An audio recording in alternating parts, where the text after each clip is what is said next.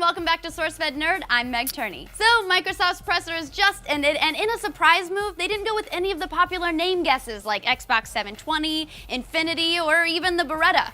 They opted instead to call it Xbox One. Some people have openly bashed the moniker, pointing out that this isn't in fact the first Xbox iteration, but I don't know, I get where they're going with it being all your media in one system, so it doesn't really bother me. Doesn't bother you? Xbox One? The first Xbox was Xbox One. Now, rather than pull a Sony, they actually showed off the system, which is a little heftier than I thought it'd be, with a sleek black finish that's similar to their current 360. The specs were exactly what we discussed in this video yesterday, so no surprises on that front. In short, it's great for a console, but it's never gonna touch PC. The one gap they did fill in spec-wise was the hard drive size, which sits at a very pretty 500 gigs. Of course, as we also expected, it will ship with Kinect included, and boy, did Kinect take a very serious step in the 1984 direction. Kinect is always listening. Now, I have to say, the voice controls do look absolutely amazing. You can control your TV by saying things like, watch Discovery, and what's on HBO? You can also switch instantly between Blu-rays, games, and TV using just your voice. Even when the damn thing is turned off, it's still listening. You simply have to say Xbox on to turn your system on.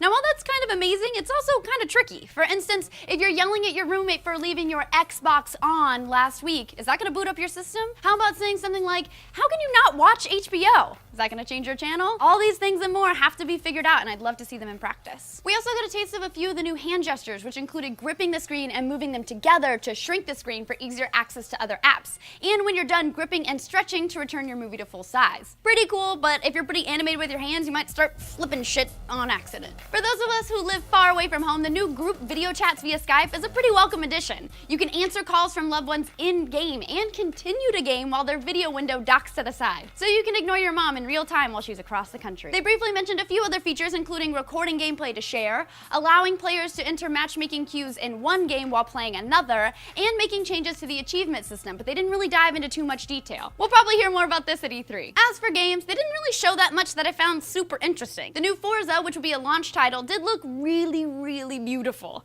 We also got a peek at a game called Quantum Break that has the potential to be pretty cool, but we're gonna have to see more to make a judgment. We also saw Infinity Ward's newest effort, Call of Duty Ghosts. The game looked absolutely gorgeous, but I gotta admit, I got pretty distracted when they said we get a dog, because you know how much I love dogs. It's based on a real dog. We were also told there will be 15 exclusive titles for the system within a year of launch, 8 of which will be brand new IPs. Hopefully their E3 press conference will allow us to get a gander at some of those new titles. Easily one of the coolest surprises of the press conference was 343's announcement that they're creating a live-action Halo series.